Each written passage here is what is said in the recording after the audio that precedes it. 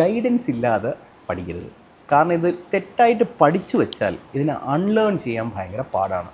Okay, so ഗൂഗിളിൽ കിട്ടുന്ന സംഭവം അങ്ങനെ എടുത്ത് പഠിച്ചു കഴിഞ്ഞാൽ അത് അത്ര. അതിന് സിലബസ് ഉണ്ട്, ടെക്സ്റ്റ് ഉണ്ട്, DGCA സജസ്റ്റ് ചെയ്യുന്ന ബുക്സ് ഉണ്ട്. അതിൽ നിന്നാണ് നമ്മൾ പഠിച്ച് പരീക്ഷ എഴുതേണ്ടത്. ഇനി ഓൺലൈൻ ക്ലാസ്സുകളുണ്ട്, you can attend that. There are several ways to do it. ഇതിനകത്ത് പ്രശ്നം എന്താണെന്ന് വെച്ച് കഴിഞ്ഞാൽ, ഇന്ത്യയിൽ ഞാൻ കണ്ടത്, അത് എൻ്റെ മോളെ പഠിപ്പിച്ചപ്പോൾ ഞാൻ മനസ്സിലാക്കിയ എന്താണെന്ന് വെച്ച് കഴിഞ്ഞാൽ, ഗ്രൗണ്ട് ക്ലാസ് കംപ്ലീറ്റ് ചെയ്തിട്ടാണ് ഫ്ലൈ ചെയ്യാൻ പോകുന്നത്, അതായത് ഫ്ലൈറ്റ് ട്രെയിനിങ്ങിന് പോകുന്നത്. ഗ്രൗണ്ട് ക്ലാസ്സിന് നമ്മുടെ നാട്ടിലെ പിള്ളേരും ഇൻസ്റ്റിറ്റ്യൂഷൻസും ഒരു എൻട്രൻസ് എക്സാം ആയിട്ടാണ് കാണുന്നത്. ഇതെങ്ങനെയെങ്കിലും ക്ലിയർ ചെയ്ത് കഴിഞ്ഞാൽ പറക്കാം. ഇതൊരു തെറ്റായ അപ്രോച്ചാണ്. ഓക്കെ, അതുകൊണ്ട് തന്നെ എങ്ങനെയാണ് ട്രെയിൻ ചെയ്യുക? നമ്മൾ മറ്റേ എൻട്രൻസ് കോച്ചിങ് സെൻറ്റേഴ്സിൽ എങ്ങനെയാണ് ട്രെയിൻ ചെയ്യുക? നമ്മൾ കൂടുതൽ ക്വസ്റ്റ്യൻസ് വരും, കൂടുതൽ ക്വസ്റ്റ്യൻസ് പിന്നെയും ക്രാക്ക് ചെയ്യും.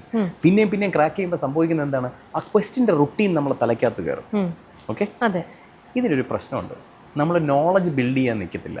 നമ്മളുടെ ഉദ്ദേശം എക്സാമിനേഷൻ പാസ്സാവുക എന്നുള്ളതാണ്. അത് റോങ് അപ്രോച്ചാണ്.